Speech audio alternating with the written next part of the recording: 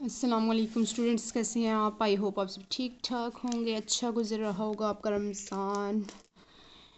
तो आज मैं आपके लिए लेके आई हूँ क्लास 5th की मैथमेटिक्स। जैसे कि आप लोगों को इस वीडियो को देखने के बाद आपको क्लास 5 की जो मैथमेटिक्स की बुक है वो पूरी स्टडी नहीं करनी पड़ेगी। इस मतलब क्लास 5 की जो बुक के जो इम्पोर्टेंट टॉपिक है ना वो मैं आपके सामने ले आई हूँ। क्लास 5 की बुक को मैंने पूरा स्टडी की और उससे जो मैंने इम्पोर्टेंट टॉपिक मुझे लगे हैं कि ईटा के पॉइंट ऑफ व्यू से इम्पोर्टेंट है वो मैंने इस वीडियो में आपको करवा दूंगी। आपको मैथमेटिक्स क्लास 5th की मैथमेटिक्स की पूरी बुक जो स्टडी करने की ज़रूरत नहीं है। क्लास 5th की जो बुक है उसमें जो इम्पोर्टेंट टॉपिक थे वो ये थे HCF एंड LCM, उसके बाद fractions, unitary method, perimeter and area, decimal and percentage. ये HCF LCM तो हम लोग पहले भी डिटेल से कर चुके हैं। इससे रिलेटेड फिर मैं एक क्वेश्चन आपको बता देती हूँ।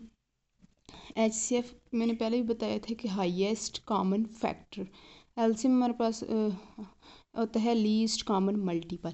इन दोनों से रिलेटेड इससे रिलेटेड मैंने वीडियो मैथमेटिक्स की जो प्ले लिस्ट है उसमें अपलोड की हुई है, वहाँ से जाके आप लोग इसकी डिटेल से वहाँ से भी समझ सकते हैं। HCF और LCM से रिलेटेड मैंने पहले ही बताया कि जब क्वेश्चन आए ईटा में तो वहाँ ईटा के जो MCQs में तो आपने उन्हें यूज़ करना है डिवीजन मेथड। वैसे तो ये जो क्वेश्चन है ये फैक्टराइजेशन मेथड से भी हो सकते हैं, लेकिन आप लोगों ने डिवीजन मेथड से इसको सॉल्व करना है। तो ये क्वेश्चन मैंने क्लास 5th की बुक से उठाया कि if HCF is 3 and LCM is 4 and first number is 40 then find out second number. LCM भी गिवन है। LCM क्या है? 4। HCF क्या है? 3। फर्स्ट नंबर A हमारे पास क्या है? 10। तो B हम लोगों ने फाइंड आउट करना है। फार्मूला है मेरे पास LCM multiply HCF is equals to A multiply B। ये फार्मूला आप लोगों ने अच्छे से मेमोराइज करना है। इससे रिलेटेड MCQs मस्ट आता है HCF एंड LCM से। B हम लोगों ने फाइंड करना है। ए को दोनों साइड पे मैं डिवाइड करूँगी, ए से कैंसिल, B is equals to LCM multiply HCF divided by A. Values put करती हूँ। LCM की वैल्यू है 4 मल्टीप्लाई 3 डिवाइडेड बाय 10। 4 3 ज़ार 12, 12 बाय 10। आंसर इसका यहाँ तक भी बिल्कुल करेक्ट है, लेकिन अगर वहाँ पे MCQs में आपको डेसिमल में मतलब आंसर दिया हुआ हो तो उसको हम लोग इस तरह से 12 को अंदर रख के 10 को बाय 10 1 ज़ार 10 2, फिर यहाँ पे पॉइंट लगाएंगे, यहाँ पे 0 आ जाएगा तो 10 2 ज़ार 20। Answer is 1.2। नेक्स्ट है फ्रैक्शंस को देख लेते हैं। फ्रैक्शंस हैं तो इजी। वैसे उस दिन किसी ने मेरी वीडियो के नीचे कमेंट किया था कि मैम कुछ लोगों ने जो है मैथमेटिक्स बिल्कुल उर्दू में स्टडी की हुई है, तो आप लोग जो है 7 टर्म्स को उर्दू में बताया करें। चले मैंने भी 8 तक जो है मैथमेटिक्स उर्दू में स्टडी की थी, उसके बाद मैंने इंग्लिश में स्टडी की है। तो अब मुझे तो इंग्लिश में इजी लगती है, लेकिन जो उन लोगों को प्रॉब्लम हो रही है समझने में तो उनके लिए मैं साथ बता दिया करूँगी टर्म्स। फ्रैक्शंस हमारे पास होती हैं कसर, ठीक है, और डेसिमल्स हमारे पास यूज़ होता है इशारिया निज़ाम के लिए। फ्रैक्शंस क्या होती हैं? जैसे 1/2, 2/3, 4/3, ये जो P/Q की फॉर्म में ये वैल्यूज़ लिखी गई होती हैं ये हमारे पास फ्रैक्शंस की फॉर्म में होती है। अब फ्रैक्शंस को एडिशन हम लोग देखते हैं। फ्रैक्शन को सम कैसे करते हैं? आप देखते हैं 1/2 + 3/2, इसका सम फ्रैक्शन में कैसे करेंगे? अब दोनों का जो डिनोमिनेटर, ऊपर वाली वैल्यू हमारे पास होती है नोमिनेटर, नीचे वाली वैल्यू हमारे पास होती है डिनोमिनेटर। नोमिनेटर को हम लोग कहते हैं मुखरिज और डिनोमिनेटर को हम लोग कहते हैं शुमार कुनिंदा। बड़े अजीब लग रहा है, काफ़ी टाइम बाद ये उर्दू की टर्म्स जो है यूज़ कर रही हूँ ना। अब जब हमारे पास ये डिनोमिनेटर सेम आ गो तो हम लोग इस तरह से एक लिख लेंगे, 2 लिख लिया, ऊपर वाली वैल्यूज़ को ऐड कर लेंगे 1 + 3, तो हमारे पास क्या आ जाएगा 4/2। अब ये देखें अगर कैंसिल आउट करते हैं 2 1 ज़ार 2 तो 2 2 ज़ार 4, तो आंसर इज़ 2। ये तो जब सेम डिनोमिनेटर, अगर हमारे पास डिफरेंट डिनोमिनेटर हो जैसे 2/3 + 1/4 तो हम लोग क्या करते हैं, एलसीएम लेते हैं बाय डिवीजन मेथड। ये एलसीएम बाय डिवीजन मेथड आप लोगों ने ज़रूर देखनी है प्लेलिस्ट में जाके वीडियो, जिनको नहीं समझ आती। 3 और 4, 3 4। अब देखिए सबसे पहले आप लोगों ने 2 के टेबल से स्टार्ट करना है। 3 2 के टेबल में नहीं आता लेकिन 4 आता है। 2 3 को एज इट इज़ लिख लो, 2 2 ज़ार 4, 2 3 एज इट इज़ लिख लो, 2 1 ज़ार 2। अब ये 3 1 ज़ार 3। अब ये जो जितनी भी वैल्यू है इनको मल्टीप्लाई करो, 2 1 ज़ार 2 मल्टीप्लाई 2 मल्टीप्लाई 3, 2 2 ज़ार 4, 4 3 ज़ार 12। तो एलसीएम हमारे पास क्या आ गया है, 12। जब सेम होते हैं तो हम लोग उन्हीं में से एक लिख लेते हैं, जब डिफरेंट होते हैं तो उनको एलसीएम लेते हैं। यहाँ पे आ गया एलसीएम के बाद क्या करते हैं, 3 का टेबल पढ़ते हैं। 3 को किस से मल्टीप्लाई करें, 12 आता है। 3 1 ज़ार 3, 3 2 ज़ार 6, 3 3 ज़ार 9, 3 4 ज़ार 12। मल्टीप्लाई ऊपर वाली वैल्यू उसी तरह। सेंटर में यहाँ पे अगर प्लस हुआ तो प्लस, सेंटर में माइनस हुआ तो माइनस। प्लस है तो प्लस, 4 4 1 ज़ार 4, 4 2 ज़ार 8, 4 3 ज़ार 12। मल्टीप्लाई ऊपर वाली वैल्यू उसी तरह से। 4 2 ज़ार 8 प्लस 3 1 ज़ार 3, 12। 8 और 3 हमारे पास कितना होता है, 9 10 11, 11 by 12। It's answer is 11 by 12। I hope आपको फ्रैक्शंस को ऐड करना समझ आ गया होगा। उसके बाद है हमारे पास सब्ट्रैक्शन। जब 2 फ्रैक्शन होंगी तो उनको सब्ट्रैक्ट कैसे किया जाएगा, ये मैंने बहुत बेसिक से स्टार्ट किया ना। कुछ लोगों को मतलब ये टॉपिक, जो मैथ्स के स्टूडेंट हैं उनके लिए तो ये बाएं हाथ का खेल है, लेकिन जो लोग मतलब पार्क स्टडी के होते हैं, इंग्लिश के होते हैं, जिन्होंने किसी और सब्जेक्ट में बैचलर किया होता है, बीएस की होती है, तो उनके लिए ये छोटे छोटे टॉपिक भी मुश्किल होते हैं, इसलिए मैंने बेसिक से स्टार्ट किया। 2/3 माइनस 1/3। यहाँ पे भी जब डिनोमिनेटर सेम होगा तो हम लोग 1 ले लेंगे, 3 ऊपर हो जाएगा 2 माइनस 1। एडिशन और सब्ट्रैक्शन तकरीबन सेम ही है, जस्ट यहाँ पे सैम्बल यहाँ पे ऐड होगा तो यहाँ पे सब्ट्रैक्ट हो जाएगा। 2 माइनस 1 1 डिवाइडेड बाई 3। जब डिनोमिनेटर हमारे पास डिफरेंट होंगे तो 3/3 माइनस 2/4। तो ऊपर भी हम लोगों ने एलसीएम फाइंड किया तो इसका 12 आता है, वही मैं लिख लूँगी। 3 और 4 का एलसीएम क्या आता है, 12। 3 4 ज़ार 12 मल्टीप्लाई ऊपर वाली वैल्यू उसी तरह से, माइनस 4 3 ज़ार 12 मल्टीप्लाई ऊपर वाली वैल्यू उसी तरह से। सेंटर में माइनस है तो मैंने माइनस ही रखा। 4 3 ज़ार 12 माइनस 3 2 ज़ार 6 डिवाइडेड बाई 12। 12 में से 6 माइनस किया, 6 डिवाइडेड बाई 12। 6 1 ज़ार 6, 6 2 ज़ार 12, 1/2। ये थी फ्रैक्शन की एडिशन और सब्ट्रैक्शन। अब देखते हैं कि जो है फ्रैक्शंस को मल्टीप्लाई किस तरह से करते हैं। Multiplication of A fractions, 2 fraction को मल्टीप्लाई कैसे करेंगे, जैसे 2/3 मल्टीप्लाई बाय 1/4। अब देख लेते हैं मल्टीप्लिकेशन किस तरह से होगी। पहले तो यहाँ पे देखें, जब सेंटर में मल्टीप्लाई है तो पहले तो ये ऊपर नीचे भी टर्म्स कैंसिल हो सकती हैं, इस तरह से ऊपर नीचे, और मल्टीप्लाई में इस तरह से आमने सामने भी कैंसिल हो सकती है। ठीक है, देखिए जैसे 2 1 ज़ार 2, 2 2 ज़ार 4। बाकी तो कोई किसी टेबल में ऊपर वाले को ऐसे मल्टीप्लाई कर देंगे, 1 मल्टीप्लाई 1, नीचे वाले डिनोमिनेटर को आपस में 3 मल्टीप्लाई 2, 1 1 ज़ार 1, 3 2 ज़ार 6। अब देखते हैं डिवीजन। डिवीजन किस तरह होगी फ्रैक्शन की। 4/3 डिवाइड 2/1। 4/3 डिवीजन में यह होगा कि ये जो डिवीजन का सैम्पल है इसको हम लोग मल्टीप्लाई में चेंज करेंगे और ये जो वैल्यूज़ हैं चेंज हो जाएगी। डीनो ये ऊपर चली जाएगी, ये नीचे आ जाएगी। ठीक है, डीनो 1 ऊपर चला जाएगा और 2 नीचे आ जाएगा। ठीक है, डिवीजन का ये रूल है। इस वैल्यू को हम लोग मल्टीप्लाई में चेंज करते हैं जब तो ये नीचे वाली वैल्यू ऊपर चली जाती है, ऊपर वाली नीचे आ जाती है। ठीक है, 2 1 ज़ार 2, 2 2 ज़ार 4। ऊपर वालों को आपस में मल्टीप्लाई करें, 2 मल्टीप्लाई 1, नीचे वालों को आपस में 3 मल्टीप्लाई 1, 2/3। ये थी डिवीजन। आई होप आपको एचसीएफ, एलसीएम, फ्रैक्शन की एडिशन, मल्टीप्लिकेशन, सब्ट्रैक्शन, ये सारा कुछ समझ आ गया होगा। आपको क्लास 5 की जो है फुल बुक स्टडी करने की ज़रूरत है। हाँ, वहाँ से एक्सरसाइज के आप लोग एमसीक्यूज देख सकते हैं, लेकिन जो इंपॉर्टेंट टॉपिक थे वो मैंने अब यहाँ पे कवर कर दिए। उसके बाद ये 2 टॉपिक के बाद थर्ड टॉपिक था मेरे पास यूनिटरी मेथड। यूनिटरी मेथड है, यूनिटरी मेथड से रिलेटेड मैंने एक दो क्वेश्चन यहाँ पे किए हैं, क्योंकि यूनिटरी मेथड को हम लोग डिटेल से आगे जब मैं दूसरी 6, 7, 8 की क्लासेस की मैथ्स करूँगी तो वहाँ पे मैं फुल डिटेल में इस पर अलहदा से एक वीडियो बनाऊँगी, वहाँ से ईटा से कुछ क्वेश्चंस भी उठा के अपलोड करूँगी। तो फ़िलहाल जो है क्लास 5th की बुक से मैंने जो क्वेश्चन उठाए हैं उसको सॉल्व करते हैं। The price of one geometry box is 76। एक ज्योमेट्री बॉक्स की वैल्यू प्राइस कितनी है? 76। Find the process of 26 geometry box.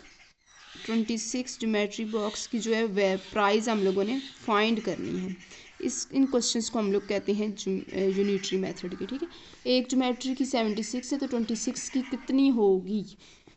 Simple, हम लोग 26 को मल्टीप्लाई करेंगे 76 से तो हमारे पास आंसर आ जाएगा। यहाँ पे मैं आपको मल्टीप्लाई करके दिखा देती हूँ। 26 मल्टीप्लाई बाई 76।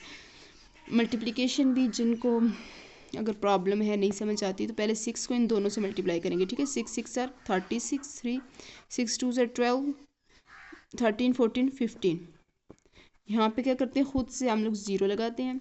7 6 आर 42, 4 2 4 ऊपर चला गया, कैरी 7 2 14, 15 16 17 18। यहाँ पे हम लोग ऐड करते हैं 6 7 9 1। Answer is 1976 RS। एक ज्योमेट्री बॉक्स की कीमत है 76 और 26 की कितनी है मेरे पास, वो हम लोग ने फाइंड करनी थी। तो 26 को मल्टीप्लाई किया 76 से तो हमारे पास ये आंसर आ गया। नेक्स्ट क्वेश्चन है ज्योमेट्री मेथड का। There are 4900 marker in 50 boxes, how many marker will be there in a 75 such a box. Total marker के हमारे पास कितने हैं? 4900। बॉक्सेस कितने हैं? 50। 4900 बॉक्सेस कितने मार्कर कितने बॉक्स हैं? 50 बॉक्सेस में 4900 मार्कर हैं।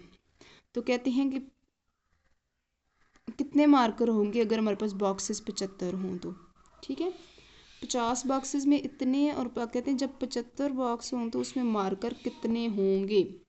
सबसे पहले तो हमें एक बॉक्स का पता लगाना है कि एक बॉक्स में कितने मार्कर हैं। तो एक बॉक्स में कितने मार्कर हैं? 50 बॉक्सेस जब हों तो हमारे पास तब मार्कर हैं 4900 मार्कर हैं। तो जब 50 को दोनों साइड पे मैं डिवाइड करूँगी तो यहाँ पे A1 बच गया, एक बॉक्स की वैल्यू यहाँ से आ जाएगी 0 0 से कैंसिल, 5 1 सर 5 5 9 सर 45 4 8 5 सर। ठीक है, एक बॉक्स की वैल्यू कितनी है? एक बॉक्स की में कितने मार्कर हैं? 98। अब हमें पता चल गया एक बॉक्स में कितने मार्कर हैं? 98। अब 75 को जब मैं 98 से मल्टीप्लाई करूँगी तो हमें पता चल जाएगा कि 75 बॉक्सेस में कितने मार्कर हैं। यहाँ पे मल्टीप्लाई करके देख लेते हैं। 75 मल्टीप्लाई 90, 8 5 आर 40, 8 7 8 आर 56, 57 58 59 60 60 0 45 5 4 ऊपर के 9 67 0 5। तो हमारे पास पता चल गया कि 75 के बॉक्सेस में कितने मार्कर हैं? 7 3 एंड 5 0 7350, 7350 इतने मार्कर हैं। ठीक है, ये हो गया था। नेक्स्ट है मेरे पास पेरीमीटर एंड एरिया। पेरीमीटर और एरिया से रिलेटेड भी वीडियोस अपलोड की हुई हैं। ठीक है, पेरीमीटर रिलेटेड और एरिया से रिलेटेड मैंने हर शेप और का रेक्टेंगल, स्क्वायर, कौन सब के पेरीमीटर्स और एरियाज जो है मैंने फार्मूलाज वगैरह बताए हुए हैं, लेकिन फिर आज यहाँ पे थोड़ा सा आपको बता देती हूँ। पैरामीटर हमारे पास क्या होता है? एक फिगर है, जैसे ले लें सपोज रेक्टेंगल, उसकी जब सारी साइड्स को हम लोग प्लस करेंगे तो हमारे पास पेरीमीटर आएगा। एरिया क्या होता है? एक कोई शेप है, उसने जितनी वो स्पेस घेरी हुई है उसको हम कहते हैं एरिया। यहाँ पे हम लोग सबसे पहले स्टडी करेंगे स्क्वायर को। स्क्वायर हमारे पास ये शेप होती है, ऐसी शेप जिसकी जो 4 साइडेड है वो इक्वल लेंथ की हो। ठीक है, चारों साइड इक्वल लेंथ की हो, उसको हम लोग कहते हैं स्क्वायर। स्क्वायर को उर्दू में कहते हैं मुरब्बा। अब इसका हम लोग एरिया कैसे फाइंड करते हैं? एरिया का फार्मूला होता है, स्क्वायर के एरिया का फार्मूला होता है is equals to length multiply by length, और एरिया की यूनिट होती है हमारे पास मीटर स्क्वायर। जब दो साइड की लेंथ को मल्टीप्लाई करें स्क्वायर का एरिया आ जाता है। स्क्वायर का पेरीमीटर का फार्मूला हमारे पास क्या है, जैसे मैंने बताया कि पेरीमीटर हमारे पास चारों साइड्स की लेंथ को प्लस करने से आते हैं ना। इसकी 4 साइड है, L plus L plus L plus L, जिसके साथ कुछ नहीं हो तो क्या होता है 1, 1 + 1 2 3 4, 4L। ये स्क्वायर के पेरीमीटर फाइंड करने का फार्मूला है। उसके बाद हम लोग रेक्टेंगल को देख लेते हैं। रेक्टेंगल हमारे पास ऐसी शेप होती है जिसकी दो आमने सामने वाली साइड्स बराबर होती हैं, जैसे ये दोनों आपस में इक्वल हैं और ये दोनों आपस में इक्वल हैं। रेक्टेंगल हम लोग कहते हैं मुस्ततील को। उसके बाद है इसका एरिया कैसे फाइंड करते हैं। एरिया का फार्मूला है area is equals to length multiply by width. ये इसकी लेंथ होगी और ये हमारे पास इसकी वर्थ। जब लेंथ और वर्थ को मल्टीप्लाई करेंगे हमारे पास एरिया आ जाएगा। नेक्स्ट है perimeter of rectangle. Perimeter of rectangle किस तरह से फाइंड करेंगे, इसका फार्मूला है मेरे पास, इस जैसे सारे साइड के दो लेंथ है ना, L plus W plus W. Length कितनी है 2L प्लस 2W, तो 2 कॉमन आ गया अंदर, L प्लस W। आप लोगों ने ये लास्ट फार्मूला जो मेमोराइज करना है, ये पेरीमीटर ऑफ रेक्टेंगल का फार्मूला है। ये था क्लास 5th की बुक के जो कुछ इम्पोर्टेंट टॉपिक। इसमें से हमारे पास अभी कौन सा टॉपिक रह गया है, perimeter and decimal and percentages. Decimal and percentages. Decimal आपको पता था इशारिया को बोलते हैं, जो कुछ ऐसे मैथमेटिक्स के डिजिट होते हैं जिनमें पॉइंट आ जाते हैं, जैसे 3.5 2.4, ये हमारे पास डेसिमल्स वैल्यू हैं। ठीक है, अब डेसिमल्स वैल्यू को हम लोग देखेंगे addition, subtraction, division and multiplication. सबसे पहले इनको ऐड कैसे करते हैं, देखें 3.5 प्लस 2.4 को ऐड कैसे करते हैं। सिंपल आपको एडिशन आती है ना, बिल्कुल सेम उसी तरह से इनको भी ऐड करते हैं। 3.5 2.4। आप लोगों ने ये बात याद रखनी है, जो डेसिमल पॉइंट है डेसिमल पॉइंट के नीचे आना चाहिए। 5 और 4 कितना होता है 9, 3 और 2 कितना होता है 5। अब ये डेसिमल पॉइंट उसी तरह एज इट इज़ नीचे आ जाएगा। तो इस तरह से हम लोग डेसिमल्स को ऐड करते हैं। उसके बाद सब्ट्रैक्ट कैसे करते हैं, 4.1 माइनस 3.2, ये भी सेम उसी तरह से होगा। 4.1 पॉइंट के नीचे पॉइंट आना चाहिए, माइनस करेंगे 1 में से 2 माइनस नहीं हो सकता, तो यहाँ से कैरी ने 11 में से 2 माइनस के 9, यहाँ पे 3 बच गया, 3 में से 3 0.9। नेक्स्ट है मल्टीप्लीकेशन, 1.1 मल्टीप्लाई 2.3। मल्टीप्लाई इनको किस तरह से करेंगे, 1.1 मल्टीप्लाई 2.3, 3 1 ज़र 3, 3 1 ज़र 3, यहाँ पे 0 2 1 ज़र 2, 2 1 ज़र। जब आप मल्टीप्लिकेशन एडिशन और सब्ट्रैक्शन करते हैं थोड़ी देर के लिए आप पॉइंट्स को भूल जाया करें। ठीक है, 3 5 2, ये आ गया आंसर। अब यहाँ पे देखें पॉइंट कितने डिजिट से पहले, यहाँ पे पॉइंट के बाद एक डिजिट, यहाँ पॉइंट के बाद एक डिजिट, मतलब 2 डिजिट आ गए पॉइंट के बाद ना, तो यहाँ पे हम लोग 2 डिजिट के बाद पॉइंट लगाएंगे। ठीक है, यह 2.53 हमारा आंसर। उसके बाद डिवीजन, जैसे 0.4 डिवाइडेड बाई 0.2 कैसे करेंगे, 0.4 को अंदर रखेंगे, 0.2 को बाहर। 0 पॉइंट उसी तरह से 2 2 ज़ार 4, 0.4। इस तरह से भी हो सकती है इसकी डिवीजन 0.2, और इस तरह से भी हो सकती है, जैसे 0.4 है ना डिवाइडेड बाई 0.2। जब पॉइंट ख़त्म होगा 1, आगे कितने डिजिट हैं 1, तो 0 आ जाएगा। यहाँ पे भी पॉइंट की जगह 1, ये डिजिट कितनी है 1, तो 0 आ जाएगा। उसके बाद 0.4 डिवाइडेड बाई 10, डिवाइजन को जब मल्टीप्लिकेशन में चेंज करेंगे तो ये वैल्यू ऊपर चली जाएगी, वो नीचे आ जाएगी, तो 10/2 हो जाएगा। 10 10 से कैल से 2 1 ज़र 2, 2 2 ज़र 4, आंसर इज़ 2। ठीक है, आंसर क्या आ गया है 2। उसके बाद हम लोग कर लेते हैं परसेंटेज।